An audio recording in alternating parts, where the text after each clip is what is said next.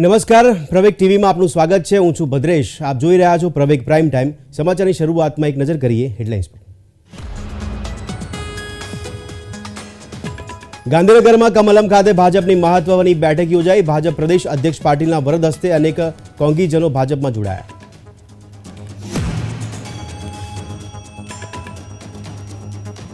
ગુજરાત વિધાનસભા ગૃહ ખાતે તેજસ્વીની વિધાનસભાનું આયોજન। દીકરીઓને સ્પર્શતા વિવિધ મુદ્દાઓ પર કરાઈ ચર્ચા।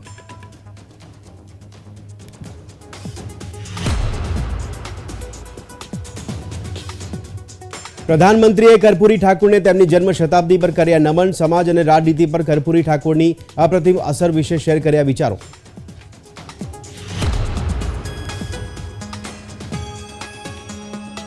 જૂનાગઢ કસ્ટોડિયલ ડેટ મામલે કોંગ્રેસના સરકાર પર પ્રહારો। મનીષ દોશીએ કહ્યું, છેલ્લા 3 વર્ષમાં ગુજરાત સૌથી પ્રથમ નંબરે।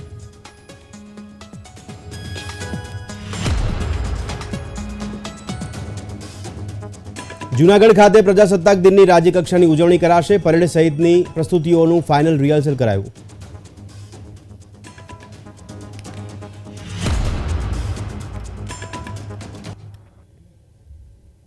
અને હવે સમાચાર જોઈશું વિગતવાર। સૌપ્રથમ વાત કરીએ પક્ષ પલટાને લઈને। ત્યારે કમલમ ખાતે ભાજપની મહત્વની એક બેઠક યોજાઈ હતી।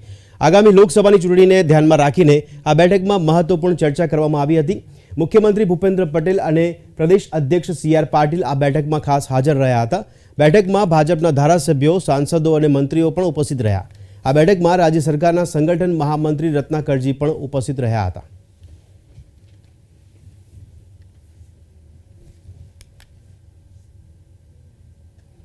તો ગાંધીનગર પ્રદેશ કાર્યાલય કમલમ ખાતે પ્રદેશ અધ્યક્ષ CR પાટીલના વરદ હસ્તે ખેસ અને ટોપી ધારણ કરી કોંગ્રેસના કેટલાક આગેવાનો ભાજપમાં જોડાયા હતા। ઇન્દ્રજીતસિંહ ઠાકોર, પૂર્વ પ્રમુખ સાબરકાંઠા જિલ્લા કોંગ્રેસ સમિતિ, ડોક્ટર વિપુલભાઈ પટેલ, પૂર્વ પ્રમુખ યુવક કોંગ્રેસ અને ડિરેક્ટર માર્કેટિંગ યાર્ડ સુધીરભાઈ પટેલ સહિત વિવિધ આગેવાનો આજે ભારતીય જનતા પાર્ટીમાં જોડાયા હતા। CR પાટીલે જોડાયેલા કાર્યકર્તાઓને સંબોધતા વધુમાં જણાવ્યું કે મોદી સાહેબે જે ગેરંટી આપે છે તે જનતાના તમામ કામ પૂર્ણ થાય છે। ભાજપ એક વિચારધારા સાથે ચાલે છે અને લોકોના હિત માટે કામ કરે છે, જેના પરિણામે આજે નવા કાર્યકર્તાઓ જોડાયા છે, તેમને અભિનંદન સાથે આવકારશે।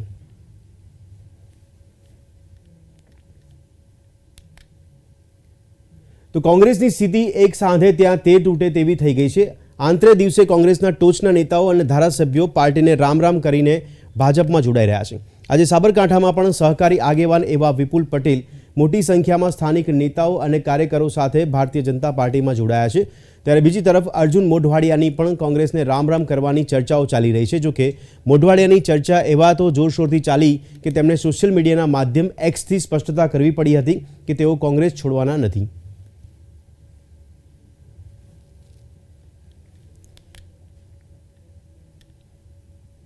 તો ગુજરાત વિધાનસભા ગૃહ ખાતે તેજસ્વીની વિધાનસભાનું આયોજન કરવામાં આવ્યું હતું, જેનું મુખ્યમંત્રી ભૂપેન્દ્ર પટેલના હસ્તે ઉદ્ઘાટન કરવામાં આવ્યું હતું। ગુજરાત વિધાનસભાના અધ્યક્ષ શંકર ચૌધરીના અધ્યક્ષસ્થાને યોજાયેલ આ તેજસ્વીની વિધાનસભામાં દીકરીઓના જન્મ, શિક્ષણ, આરોગ્ય, પોષણ તથા સલામતી, સુરક્ષા અને નેતૃત્વના વિકાસ જેવા દીકરીઓને સ્પર્શતા વિવિધ મુદ્દાઓ પર ચર્ચા કરવામાં આવી હતી। 24 જાન્યુઆરીએ આંતરરાષ્ટ્રીય બાલિકા દિવસ તરીકે ઉજવવામાં આવે છે, જેના ભાગરૂપે તેજસ્વીની વિધાનસભાનું આયોજન કરવામાં આવ્યું હતું। આ પ્રસંગે મહિલા અને બાળ વિકાસ મંત્રી ભાનુબેન બાબરિયા ઉપસ્થિત રહ્યા હતા।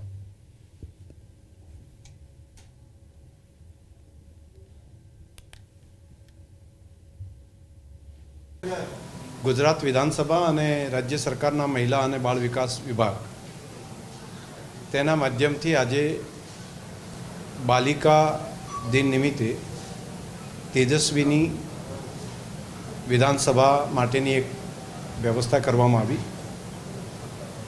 દીકરીઓએ અનેક નવા વિષયો ઉપર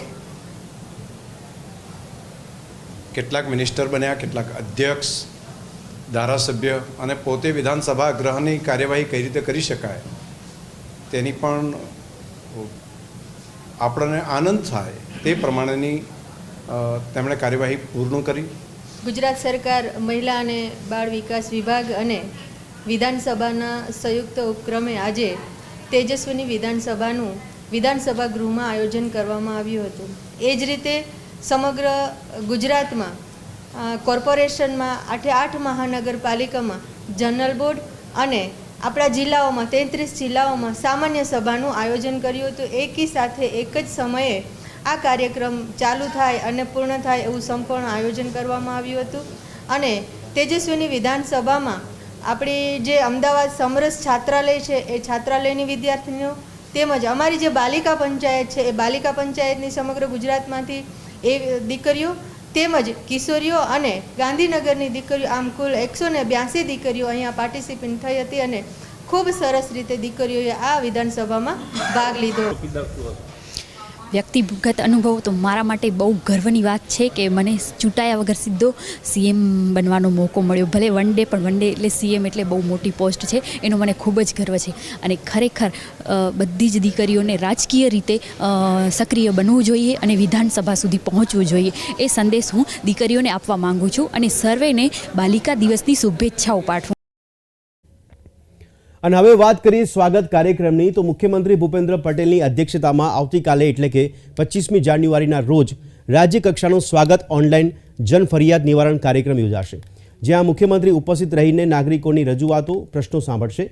આ માટેના પ્રશ્નો અરજદારો પાસેથી સવારે 7:30 વાગ્યાથી સવારે 10 કલાક સુધી રૂબરૂમાં સ્વીકારવામાં આવશે. મુખ્યમંત્રી ભૂપેન્દ્ર પટેલ 25 જાન્યુઆરીના રોજ બપોરે 12:30 કલાકે મુખ્યમંત્રી કાર્યાલયના જનસંપર્ક કક્ષ સ્વર્ણિમ સંકુલ 2 ખાતે ઉપસ્થિત રહેશે. મુખ્યમંત્રી ભૂપેન્દ્ર પટેલ પ્રજાજનોના પ્રશ્નો, સમસ્યાઓ સાંભળશે અને સંબંધિત સચિવ, અધિકારીઓ, વિભાગોના વડાઓને તેના નિવારણ માટેના સૂચનો, માર્ગદર્શન આપશે. અત્રે ઉલ્લેખનીય છે કે આ કાર્યક્રમ સામાન્યતઃ બપોરે 3 કલાકે યોજાતો હોય છે, પરંતુ આ વખતે નિર્ધારિત સમયથી વહેલો એટલે કે બપોરે 12:30 કલાકે યોજાશે.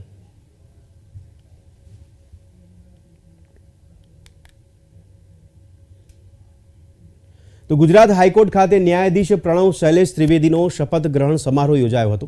ગુજરાત હાઈકોર્ટના મુખ્ય સુનીતા અગ્રવાલે ન્યાયાધીશ પ્રણવ શૈલેષ ત્રિવેદીને ગુજરાત હાઈકોર્ટના ન્યાયાધીશ તરીકે શપથ લેવડાવ્યા હતા.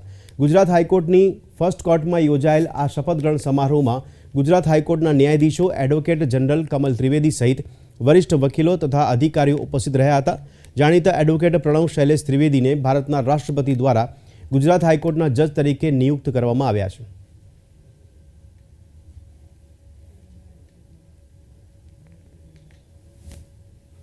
અને હવે વાત કરીએ પ્રજાસત્તાક દિવસની. તો જૂનાગઢ ખાતે 75માં પ્રજાસત્તાક દિનની રાજ્યકક્ષાની ઉજવણી કરવામાં આવશે. 26મી જાન્યુઆરીએ યોજાનાર પરેડ, સાંસ્કૃતિક કાર્યક્રમ સહિતની પ્રસ્તુતિઓનું આજે ફાઇનલ રિહર્સલ કરવામાં આવ્યું હતું. કલેક્ટરે ધ્વજવંદનનો સમગ્ર કાર્યક્રમ ગરિમામય રીતે યોજાય તે નિરીક્ષણ કરી અધિકારીઓ સાથે પરામર્શ કર્યો હતો. આ રિહર્સલમાં પોલીસ સહિતની એજન્સીઓએ શિસ્તબદ્ધ રીતે પરેડ કરી હતી. સાથે જ રોમાંચ પેદા કરનાર અશ્વ show, dog show, bike stunt show અને 4 પ્રોફેશનલ ગ્રુપ સાથે 13 કલા જૂથોની કલ્ચરલ મેગા ઇવેન્ટનું પણ રિહર્સલ કરવામાં આવ્યું હતું.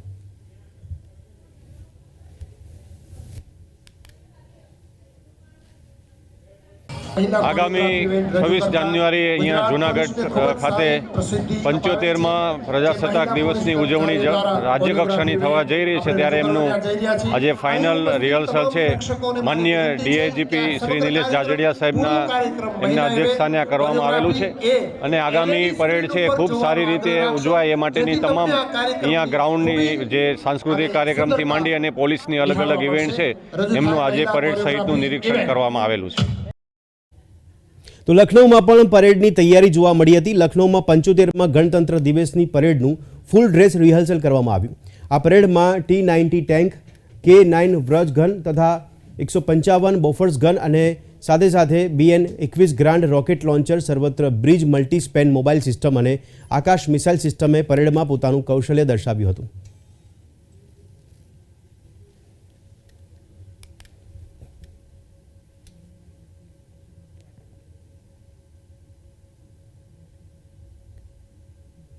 તો આ તરફ શ્રીનગરમાં પણ તૈયારીઓ જોવા મળી છે. દેશમાં પ્રજાસત્તાક દિનની તૈયારીઓ ચાલી રહી છે, ત્યારે તે પહેલાં જમ્મુ અને Kashmir academy of art, culture અને લેંગ્વેજીસ દ્વારા શ્રીનગરમાં દેશભક્તિના સંગીત સમારોહનું આયોજન કરવામાં આવ્યું હતું, જેમાં જાણીતા કાશ્મીરી ગાયકોએ કાશ્મીરી ભાષામાં દેશભક્તિના ગીતો રજૂ કરીને તેમની પ્રતિભા દર્શાવી હતી. પ્રજાસત્તાક દિનનું પર્વ લોકશાહીમાં આનંદનો અવસર છે. આ દેશમાં આજે તેજસ જેવા વિમાનોથી લઈ અગ્નિ જેવી મિસાઇલ બનાવવાની ક્ષમતા છે. મંગળ મિશનની સફળતા આપણા વૈજ્ઞાનિક વિકાસને દર્શાવે છે.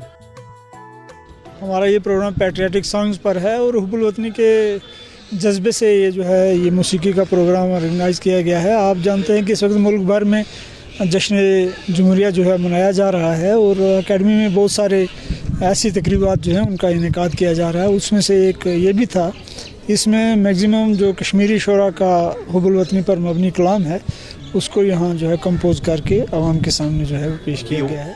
વિકસિત ભારત અને ભારત લોકતંત્ર કી માતૃકા થીમ સાથે 26 જાન્યુઆરી 2024ના રોજ કર્તવ્ય પથ ખાતે 75મી પ્રજાસત્તાક દિવસની પરેડ મહિલા કેન્દ્રિત હશે।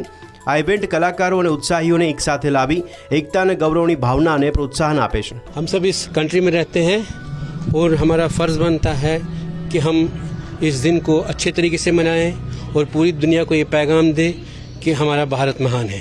इसमें यही मैसेज है कि हम लोग मिलजुल के रहें, सब मिल बांट के रहें, यही मैसेज है इसका। मेन मकसद तो इसका यही है। શ્રીનગરમાં દેશભક્તિના કાર્યક્રમ એ દેશની એકતાનું શ્રેષ્ઠ ઉદાહરણ પૂરું પાડ્યું છે। આ દિવસનું મહત્વ સિદ્ધ કરવાના ઉદ્દેશ્યથી દર વર્ષે નવી દિલ્હીમાં એક મહાપરેડનું આયોજન કરવામાં આવે છે। एकता है, मोहब्बत है, हमारा जो पैगाम है सबके लिए भाईचारा है, मोहब्बत है, प्रेम है और ऐसे प्रोग्राम होने चाहिए क्योंकि कल्चर ही एक है जिससे लोगों के दिलों में प्यार को जगाया जा सकता है। इसमें कोई बाउंड्री नहीं है, कहीं का भी हो, कोई भी हो। संगीत एक माध्यम है जिसके ज़रिए आप एक दूसरे के दिल में प्यार जगा सकते हैं और ख़ास तौर पर हमारे यहाँ पे लोगों के लिए ये ऐसे कल्चरल प्रोग्राम्स होने चाहिए। આ દિવસે લોકોના દેશભક્તિનો ઉત્સાહ સહિત સમગ્ર દેશની એકતા દર્શાવવામાં આવે છે। દેશના વિવિધ ભાગોમાંથી અલગ અલગ પ્રકારની ઝાંખીઓ રજૂ કરવામાં આવે છે જે પ્રજાસત્તાક દિનને ભારતના રાષ્ટ્રીય રજાઓના પ્રતીક તરીકે જોવામાં આવે છે। અને હવે વાત કરીએ ભારતીય કોસ્ટ ગાર્ડની, તો ભારતીય કોસ્ટ ગાર્ડના 48મા સ્થાપના દિવસની ઉજવણી કરવામાં આવશે। 1 ફેબ્રુઆરીના રોજ તેના અનુરૂપ ગાંધીનગર ખાતે પ્રાદેશિક મુખ્યાલયમાં ઉજવણી કરવામાં આવશે, જેના ભાગરૂપે શ્રેણીબદ્ધ કાર્યક્રમોનું આયોજન કરાયું છે। આ સમગ્ર પ્રદેશમાં મુખ્યાલય અને તેના એકમો દ્વારા વિવિધ કાર્યક્રમોનું આયોજન કરવામાં આવી રહ્યું છે, જે દેશભક્તિ, પર્યાવરણ, અન્ય સંબંધિત જાહેર મુદ્દાઓ માટેના રાષ્ટ્રીય ઉદ્દેશો સાથે જોડાયેલા જોવા મળે છે। ત્યારે છેલ્લા 2 દિવસથી પોરબંદર અને ઓખા ખાતેના જિલ્લા મથકોએ સેમિનાર, ચિત્ર સ્પર્ધાઓ અને આંતરશાળા પ્રશ્નોત્તરી જેવા કાર્યક્રમો યોજવામાં આવશે। દેશભક્તિની ભાવનાને વધુ પ્રબળ બનાવવા માટેનું આ આયોજન છે। જૂનાગઢમાં 2 અલગ અલગ કેસમાં પોલીસ અધિકારીઓને સસ્પેન્ડ કરવામાં આવ્યા છે, જેમાં પ્રથમ કેસમાં એસઓજી પીઆઈ અરવિંદ ગોહિલ અને એએસઆઈ દીપક જાનીને સસ્પેન્ડ કરી દેવામાં આવ્યા છે। પીઆઈ અરવિંદ ગોહિલે બેંગલુરુના વેપારી પાસેથી ખાતા અનસીઝ કરવા લાંચ માંગી હતી, ત્યારે પીઆઈની આ કરતૂતને લઈને સસ્પેન્ડ કરવામાં આવ્યા છે અને ખાતાકીય તપાસના આદેશ આપવામાં આવ્યા છે। તો બીજા કેસમાં જૂનાગઢમાં પીએસઆઈ દ્વારા રિમાન્ડ દરમિયાન આરોપીને વધુ માર મારતા અમદાવાદ સિવિલમાં તેનું મૃત્યુ થયું છે। આ કેસમાં પીએસઆઈ મુકેશ મકવાણાને સસ્પેન્ડ કરવામાં આવ્યા છે। આરોપીના પરિવારજનોએ પીએસઆઈ મકવાણા વિરુદ્ધ હત્યાનો ગુનો નોંધવાની માંગણી કરી હતી। નોંધનીય છે કે પીએસઆઈ મકવાણા દ્વારા આરોપીના રિમાન્ડ પૂર્ણ થતાં કોર્ટમાં રજૂ કરાયો હતો। આરોપીએ કોર્ટમાં પોલીસ દ્વારા વધુ માર મારવામાં આવ્યો હોવાની રજૂઆત કરી હતી, જેને પગલે કોર્ટે પીએસઆઈ સામે લાલ આંખ કરી કડક આદેશ આપ્યા હતા। જે બાદ ગંભીર રીતે ઘાયલ આરોપીને અમદાવાદની સિવિલ હોસ્પિટલ ખસેડ્યો હતો, જ્યાં આરોપીનું મોત નીપજ્યું છે। મારે ફક્ત એટલું જ કહેવું છે કે જૂનાગઢના બી ડિવિઝનના પીએસઆઈ મુકેશ મકવાણાએ જે જલ્લાદ છે એ જલ્લાદ જેવા પીએસઆઈએ મારા ભાઈનું ખૂન કરી નાખ્યું છે અને એને ફક્ત હું એટલું જ ઈચ્છું છું કે એ જેલના સળિયા પાછળ હોય અને મને ન્યાય મળે, બસ એ જ મારી માંગણી છે। તો જૂનાગઢ પોલીસ રિમાન્ડ દરમિયાન આરોપીના મોત મામલે કોંગ્રેસ પ્રવક્તા મનીષ દોશીએ આકરા પ્રહારો કર્યા છે। તેમણે આક્ષેપ કરતા જણાવ્યું હતું કે ગુજરાતમાં કસ્ટોડિયલ ડેથ સૌથી વધુ જોવા મળી રહ્યા છે। ગુજરાતમાં છેલ્લા 3 વર્ષમાં 14 જેટલા લોકોએ જેલમાં મૃત્યુ પામ્યા હોય તેવા કિસ્સા બન્યા છે, જેને કારણે છેલ્લા 3 વર્ષમાં ગુજરાત સૌથી મોખરે છે। દુઃખદ ઘટના ફરી સામે આવી કસ્ટોડિયલ ડેથની। જૂનાગઢની અંદર મુકેશ જાદવ કરીને કોઈ ગુના બાબતે એને પોલીસે રિમાન્ડ ઉપર લીધા। પોલીસે પહેલાં તેની સામે જે વાત સામે આવે છે, એના પરિવારોએ જે વાત કરી છે, એની પાસે 3 લાખ રૂપિયા જેટલી મોટી રકમની લાંચ માગવામાં આવી। લાંચ એના પરિવારે કીધું કે અમે ન આપી શક્યા અને એને પછી રિમાન્ડના નામે એને એટલો બધો માર મારવામાં આવ્યો કે તેના લિગામિન ફાટી ગયા, એને ફ્રેક્ચર થયું અને આજે એનું દુઃખદ મોત થયું છે। અને હવે વાત કરીશું ભારત રત્નની। મોદી સરકારે 2 વખત બિહારના સીએમ રહી ચૂકેલા કર્પૂરી ઠાકુરને દેશનું સર્વોચ્ચ સન્માન ભારત રત્ન આપવાની જાહેરાત કરી હતી। વડાપ્રધાન નરેન્દ્ર મોદીએ બુધવારે કહ્યું કે આજના યુવાનો માટે કર્પૂરી ઠાકુરના જીવનમાંથી શીખવું ખૂબ જ મહત્વપૂર્ણ છે, જેમને સરકાર દ્વારા મરણોત્તર ભારત રત્ન એનાયત કરવામાં આવ્યો છે.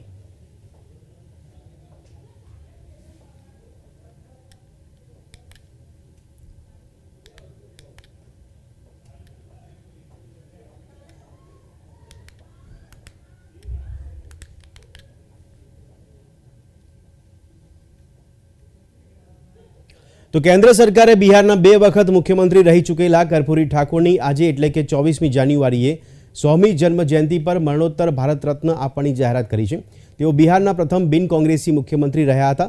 કર્પૂરી ઠાકોરને ભારત રત્નથી સન્માનિત કરવાની માંગ ઘણા સમયથી ઉઠી રહી હતી. કર્પૂરી ઠાકોરના પરિવારના સભ્યોએ બુધવારે જણાવ્યું હતું કે તેમને મરણોત્તર ભારત રત્નથી સન્માનિત કરવાના સરકારના નિર્ણયથી તેઓ ખૂબ જ ખુશ છે.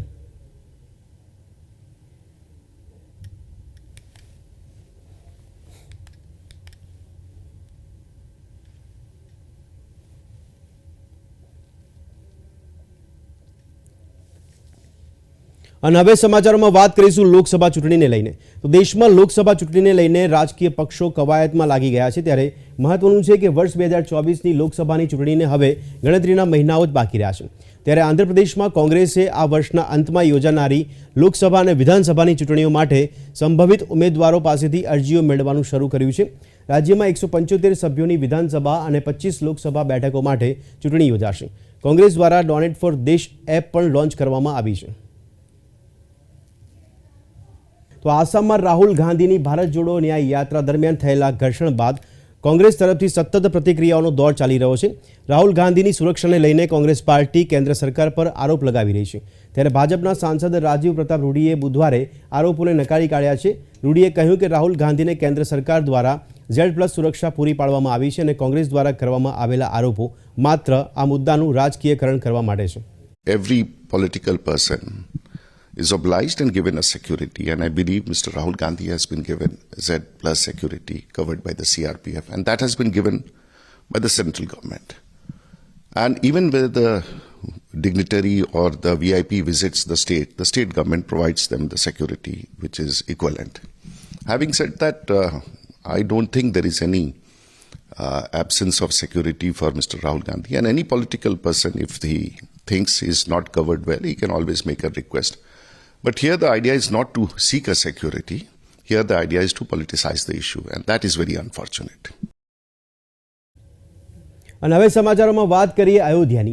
અયોધ્યા રામ મંદિરની પ્રાણ પ્રતિષ્ઠા પૂર્ણ થઈ ગયા બાદ હવે મોટી સંખ્યામાં શ્રદ્ધાળુઓ દર્શનાર્થે ઉમટી રહ્યા છે. ત્યારે રામ જન્મભૂમિ મંદિરમાં પ્રાણ પ્રતિષ્ઠાના દિવસે રામ ભક્તોએ 3,17,00,000 રૂપિયાનું દાન આપીને રેકોર્ડ બનાવ્યો છે. પ્રાણ પ્રતિષ્ઠાના દિવસે 10 ડોનેશન કાઉન્ટર ખોલવામાં આવ્યા હતા. આ સિવાય દેશ અને દુનિયાના ઘણા રામ ભક્તોએ ભગવાન શ્રી રામને ઓનલાઈન દાન મોકલ્યું છે.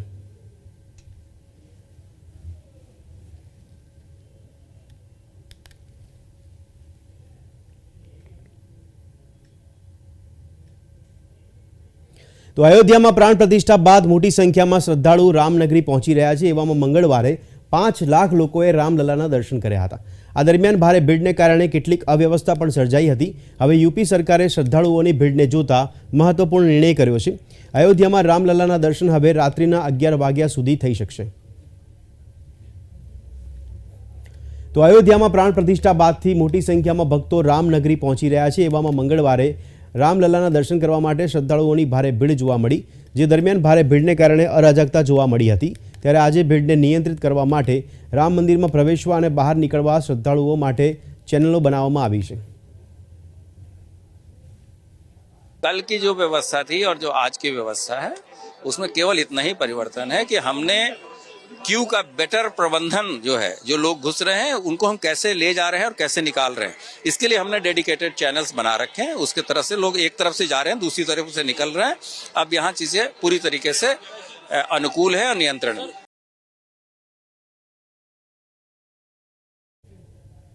તો પ્રવેગ પ્રાઇમ ટાઈમમાં અત્યારે બસ આટલું જ. વધુ સમાચાર સાથે ફરી મળીશું. ત્યાં સુધી આપ જોતા રહો પ્રવેગ ટીવી. નમસ્કાર.